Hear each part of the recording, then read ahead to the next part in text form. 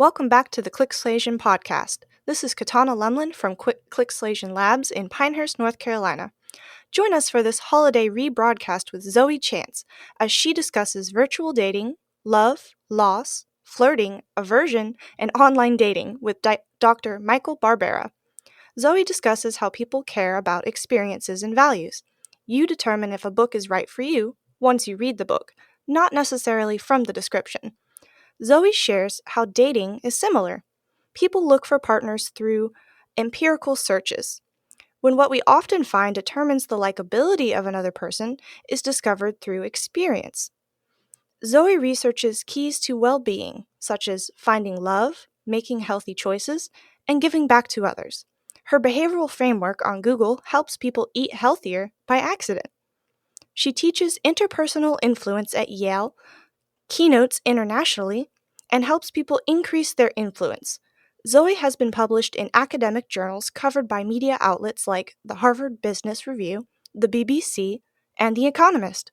Here's Michael Barbera and Zoe Chance. You know when your customers are shopping at your business and they pick up a product?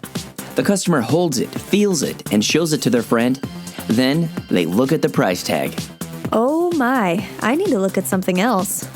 The customer picks up a second item and loves the way it looks. They've heard of this product, but haven't yet seen it in person. I've got to have this. You're happy the customer chose to buy a product, but you're equally frustrated that they didn't buy both items. I want them both. The Consumer Experience Lab at Barbera Solutions designs behavioral strategies that target the consumer's decision-making process. BarberaSolutions.com. Because the opposite of rational is not irrational. BARBERA Solutions.com. Why is the shopping cart always in the top right of the screen? How do companies predict my purchases? Why do prices end in 9? Why do fast food companies use red and yellow in their logos? Why do restaurants always have one expensive menu item? Researchers, marketers, and very curious people seek the answers for how we make decisions and how we choose products. Clicksuasion finds the secrets that companies use and shares them with you. Why do I feel better when I bought the last remaining airline ticket? How do I make choices based on colors and fonts? Welcome to Clicksuasion. This is your host, Michael Barbera. We're here today with our guest, Zoe Chance. Zoe helps good people increase their influence so they can do better. Zoe teaches interpersonal influence at Yale, consults with Fortune 500 firms and leading nonprofits, and keynotes internationally. Zoe researches key sources of well-being like finding love, making healthy choices, and giving back to others. This work has been published in top academic journals covered in media outlets like the Harvard Business Review, The Economist, and the BBC. Google uses her behavioral economic framework to help people eat healthier by accident. I need some more of that. Prior to Yale, Zoe marketed Barbies with Mattel, earned a doctorate from Harvard, and acted on stage and film. Zoe, welcome to Clicksuasion. Thank you so much, Michael. Really happy to be here. So I'm going to go a little off topic. Tell me some background information with your stage and film experience.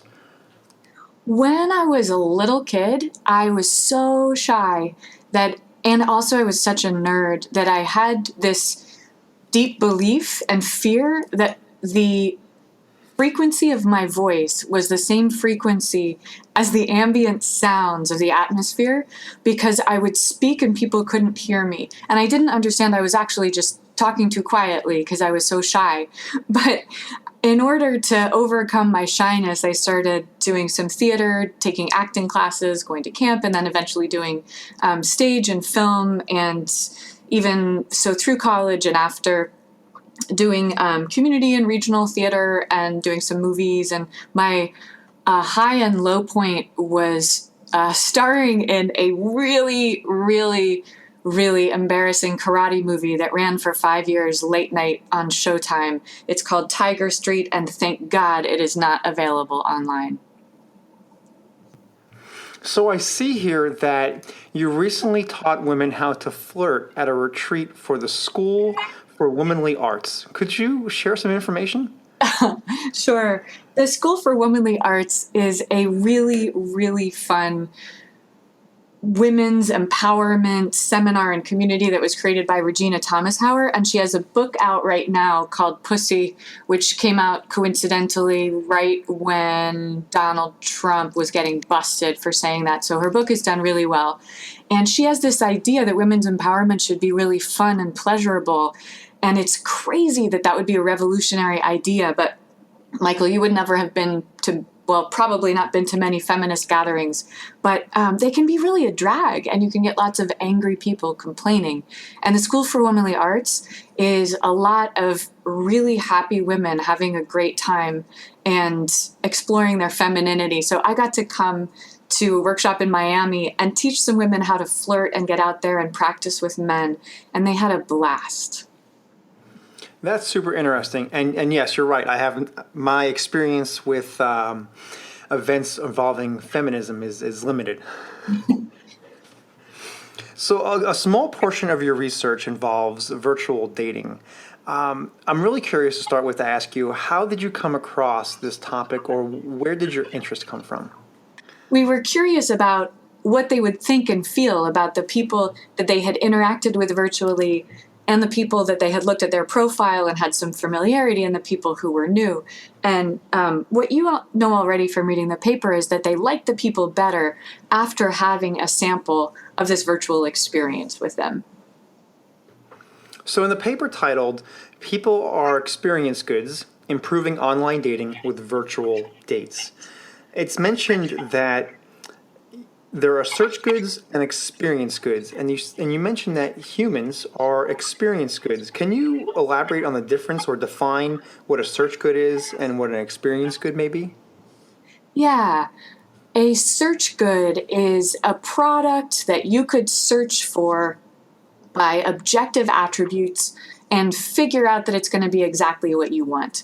Like if you are buying a laptop, you know how much money you want to pay, size is going to be an issue, resolution of the screen, how much memory it has, and you don't probably need to experience the laptop in order to figure out if it's going to be a good product for you.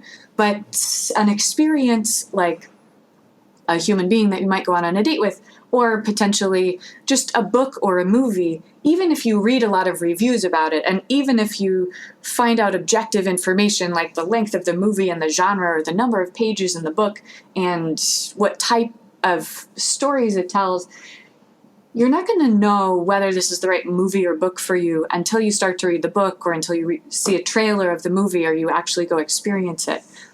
And what we realized in online dating is that even though human beings that we're going to go out with and have as a date or boyfriend, girlfriend, spouse, it's really about the experience. And what we really care about is how we feel with that person and how that person interacts with us.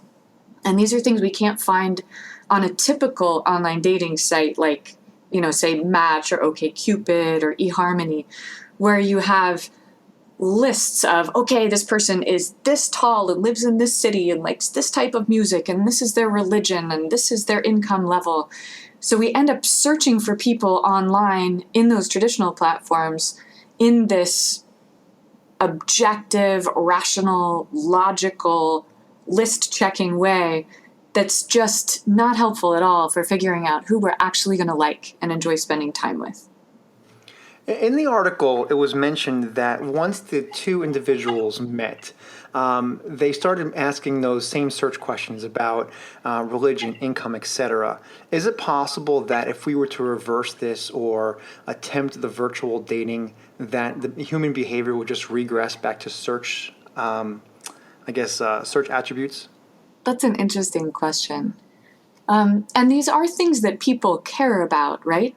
Like, for example, if your religion is important to you, or if your atheism is important to you, it's a big deal to have somebody that doesn't share that. But a lot of what we're looking for are values.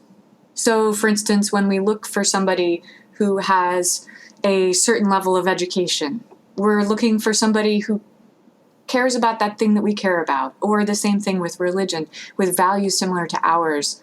And we think that we care a lot more than we do. ultimately about a lot of these objective characteristics like, say, height or income. And I don't think that we're going to have people quit asking those questions that are the questions about objective facts about that other person.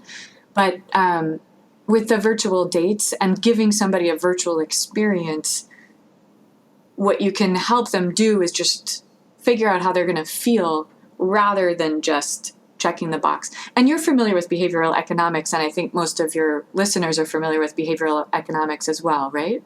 That's correct. And so most people who are listening right now know this distinction between system 1 and system 2, thinking fast and thinking slow. And system 1 is the gut reaction. It's the first responder, and it's emotional, it's quick, it's intuitive. And this is what the experience allows us to discover is our gut reaction, the system 1 reaction to another person. And the search process and the search attributes, that's a system 2 process. So that's the slow, deliberate, analytical, logical, rational. Here's what the perfect guy or perfect girl looks like on paper. But then we're trying to use system 2 process to predict a system 1 experience, and that's where it breaks down. To your memory, when you were recruiting participants, was one gender more willing to participate in the research than another gender? My understanding, and I don't know if there's empirical research on this, but my experience and other people I've talked to is that women are always more interested. And why is that? Really good question. My guess is that women care more ultimately about dating and about their partners than men do. And I'm sure I've just lost half of your listeners. But the women who are listening right now, when we get together with our closest girlfriends, relationships are such a big part of what we talk about, right? And when women and men evaluate their overall life satisfaction, I think relationships are at the top for everybody in general. And, it's going to come in and out different parts of your life. But women are ones who place a lot more of their focus, of their time and their attention on dating and marriage. And Disney princesses lead us to believe that to ultimately be happy, all we need to do is find Prince Charming, right? Maybe all we need to do is go into a coma and Prince Charming is going to appear. But my understanding, which could be wrong because I'm a woman, is that men don't spend as much time and attention focused on dating and finding the perfect partner as women do. Well, I'm self-described as a system 2 thinker, but I'm still a male, and I think majority of males, including myself, really rely on system 1. We all do. But tell me about that. When you say that, what does that mean? Well, we're quick. We know I'm going to be making a lot of assumptions here. So we're quick. We know what we want. Although when we may have an objective thought process, we always still know how we want to get there or what course of action we may want to take, or at least we've narrowed it down to several different courses of action. If that makes any sense. Yeah, keep going. Give us some juicy details. Well, okay, give me a topic, and maybe I can use an analogy. About dating. Say, okay. Real life dating or online dating, either way. Okay, this is going to be a little challenging for me because I'm a few moons removed from the dating scene. So let's see what I could work up.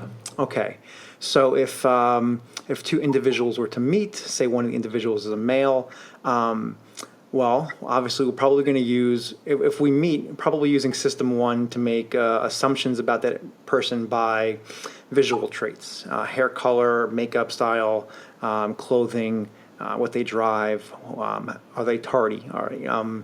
So you're making a lot of assumptions using system 1. It's not too much objective thinking. But also at the same time, you may be thinking, well, okay, they could be a little late because of this, or they may have chose that outfit because of this. But you still narrowed it down to maybe 2 or 3 different possible scenarios instead of leaving it open to say, well, I don't know. That's really interesting, and I think online dating, when it first started, served men much better than it served women. And I'm thinking specifically of the Grindr app for gay men, because this was the pre-Tinder, and I don't know if all your listeners are familiar with Grindr, but this was the predecessor of Tinder for guys. And you see a picture and you can find a guy in your immediate vicinity. And it was the most successful online dating site or app that had ever been at this point. And I guess must have been the early 2000s.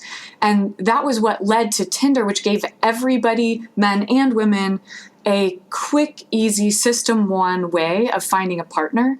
And now same-sex couples, heterosexual couples, every flavor of the rainbow, Tinder and apps like that are working much better, and they're much more successful than the traditional sites that I was talking about, where you have these lists to go through, where you're crossing out, finding deal breakers.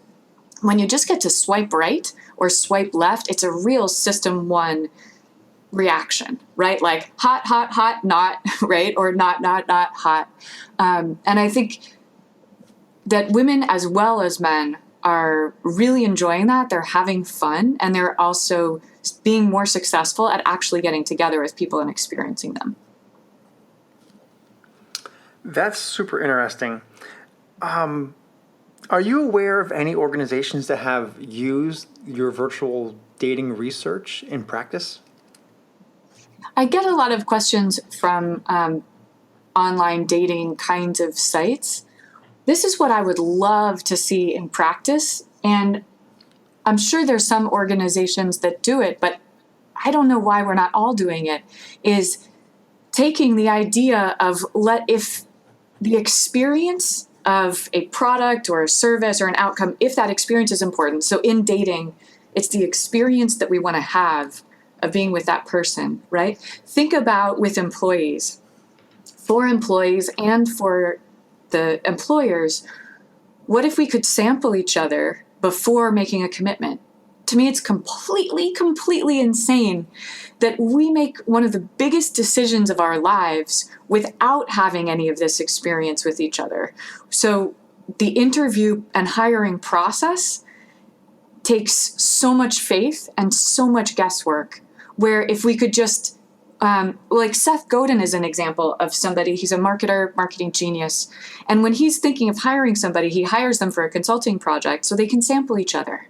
And he pays them for the consulting project, see how it goes. And that's like having a mini experience of working for Seth Godin, right? So we could create these mini experiences of working for and with each other before we would then say, just based on a couple of conversations and a resume, yes, I'm going to quit my job. I'm going to move across the country. I'm going to uproot my family, take my kids out of school, and just on a hope and a prayer, believe that this is going to be a great job before we actually experience it. So that would be my ideal dream come true, taking the virtual dating nuggets of what did we find, is that having the experience of something really, really helps before you make a decision or a commitment. And if we could have the experience of working together, I would be super happy. Well, do you feel that just human emotion, maybe on love or feeling similar to, would void out System 2 thinking? Well, people do a lot of crazy things when they're falling in love, right? And all of us know people or have been people, I'm both, who have fallen in love with people that really weren't in some pretty objective sense good for us. Because, for example, we weren't actually happy to be with them, didn't feel great about ourselves, and somehow that person had some attractiveness for us. And yes, our hormones just totally short-circuited all of our rational thinking. Have you ever had that experience as a System 2 guy? No, never. Absolutely not. Of course. Of course. I could think of a handful of times throughout my entire life where I was in love or thought I was in love and made an irrational choice. I'm guilty of probably some things I've researched myself. Yeah. I'm as human as a human. Of course. And I think a lot of the situations in which this happens in business contexts, where you get that emotional brain fry, and end up making decisions that we later regret. A lot of that is around scarcity, because scarcity is the system one experience that is a threat. And we get this amygdala hijack, and we're reacting with fear and saying, I must have that thing that you're telling me there's a limited time or there's a limited quantity or it's exclusive. And we just feel this insane, irrational, intuitive, gotta have it, right? And this is what infomercials use. And this is why crazy kinds of products get popular. Like, have you ever heard of Kopi Luwak coffee? It's the most expensive coffee in the world. I don't believe I have.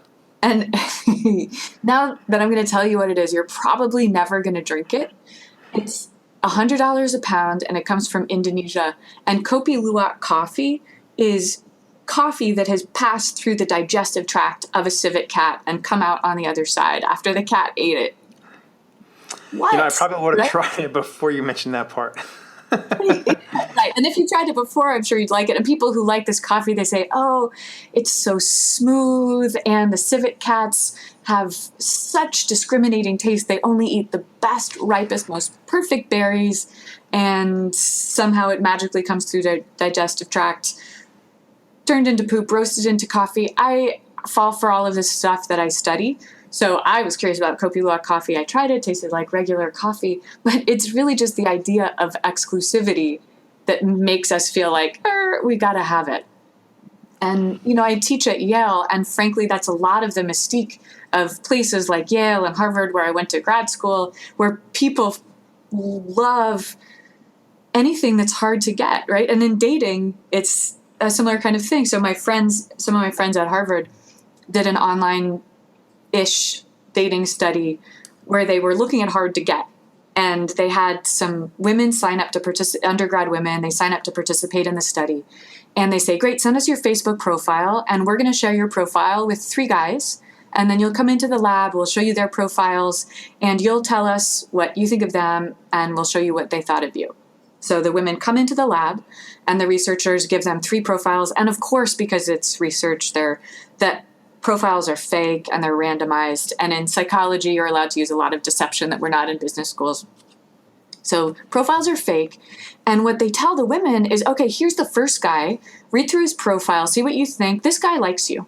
And then with the second one, they say, check out this guy. Read through his profile. See what you think. He likes you a lot. And here's the third guy. Read through his profile. See what you think. And he's not really sure what he feels about you. And so you may guess they read through the profiles, and the first guy is fine. The second guy, they like him even more. They're like, I like people who like me. And then what do you think they think about the third guy? If he's not sure about his feelings. I don't know. So rationally, they should be less interested, right? They should be interested in the guy that's really interested. But what happens is he's playing hard to get. And this is this scarcity brain fry thing. And the women are like, oh my God, I love guy number 3. It's funny you mention that, because last night I was at a New Kids on the Block concert. Don't judge me. And I totally did. And I'm just sitting there and I'm observing the human behavior that is happening. And I'm probably one of 10 males in the entire arena. And there are some females, my age and older, that were losing their minds. There would be times when some of the members of the band would be close to the audience, and females my age and older would attempt to climb on the stage, and they have to be held back by security. Wow. So it's interesting. And as I'm sitting there, I'm making notes on my Evernote that I want to research this. I want to see why this behavior is happening, when logically or rationally we know we're not going to climb on that stage and marry the person that's singing. It's just not going to happen. So it's really interesting that you say that, and this happened last night. And it makes me think that maybe we should reframe loss aversion to love aversion. Oh, that's really funny. Yeah, what are those women thinking? I don't know. If I can get down there and ask them, I would. But maybe some of it is attention seeking, but it seems like plenty of them would be just as excited, even if they're not on a stage and thousands of people watching them.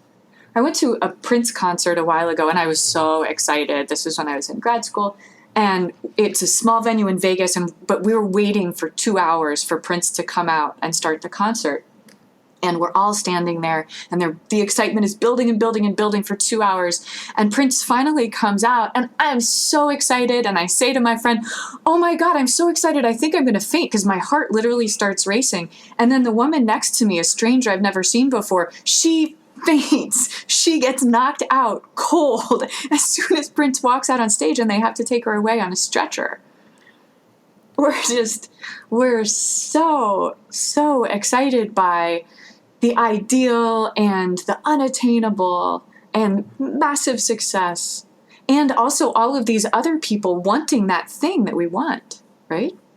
Absolutely, because we want what we can't have, and that goes right back to scarcity. Yeah. So we're talking with Zoe Chance.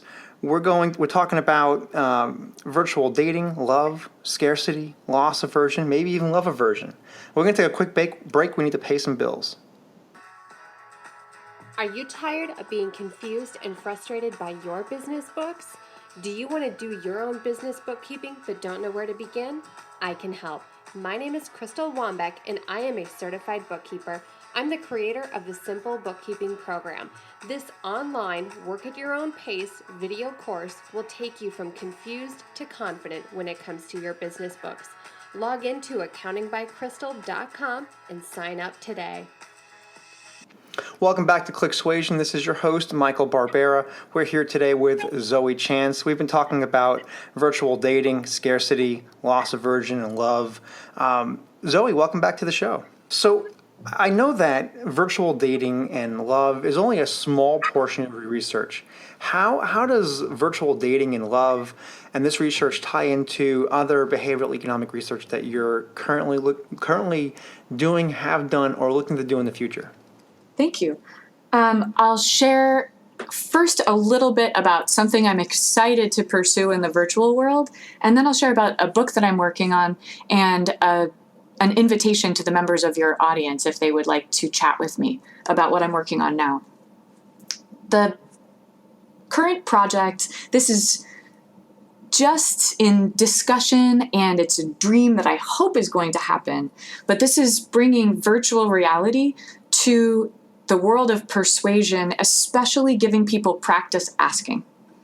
And this is with a company called Aversion that is hopefully partnering with Yale Executive Education right now, so that we can bring to our executive education participants the experience of virtually doing socially scary things before they actually go out and do them. I've been teaching for the past few years a class, MBA elective and workshops for executives called Mastering Influence and Persuasion. And what I was really surprised to learn when I started teaching this class is how difficult it is for people to ask other people for help, for people to ask for resources, for people to ask for especially something like, say, a raise or a promotion, or even asking a stranger for a discount. And the people that I work with are so smart and so successful, and it's so scary to ask that many of the people that I talk to even feel uncomfortable asking a busy bartender for a drink, even though it's their job, and even though they're going to get paid for it, even though they're going to get a tip for it. So when I teach the 7-week boot camp elective, every single week we practice and practice and practice asking in lots of different ways. And it's really scary. And what's going to be really cool, if this project moves forward, is to be able to practice asking with a virtual partner, so that then it's much easier to ask with a real partner. And you can think about how great that would be with dating also, right? Especially for men who, if they're heterosexual, are expected to be the askers, expected to be the asker-outers. And there's a lot of pickup artist trainers that are doing a good job of helping guys get through that stage fright and the fear of rejection to go ask women out, and they just need to practice. So I would love to see virtual reality pickup artist training also to help guys through the initial step, and virtual reality asking training, uncomfortable conversation training. And the company Immersion is already helping people with virtual reality practice for uncomfortable conversations, which I think is great. So I'm going to put you on the spot. Can you give us a pickup line?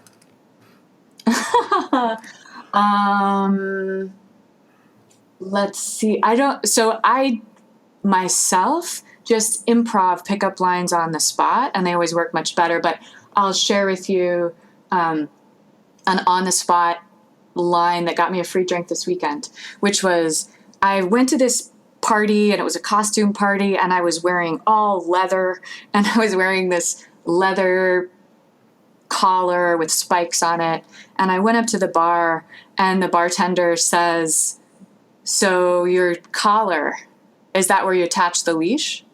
And I said, "Honey, I'm the one who holds the leash." And he gave me a free drink. Quick thinking. That would get you a free drink. I'm sure I wouldn't be able to pull off or replicate that for myself, but it's a good tip for someone else. I think that canned pickup lines are rarely successful, and it's all in the repartee. I'm a big fan of improv and the idea of accept and add, or yes and. So whatever you get from somebody else, you accept it and then you add to that and toss it back. Making it semi-authentic, right? Making it personalized, customize it. I can't say that I don't do that with nearly everything. In the moment. Yeah, sorry. Yeah. Zoe, what else is next for you? I'm really excited about a book that I'm working on right now. It's called, currently, Woo the Gator, and it's about a framework that's as simple as I can possibly create out of all of the research and reading that I've done to help people apply a behavioral economics system 1 mindset to influence. And the idea is system 1 is like your gator brain.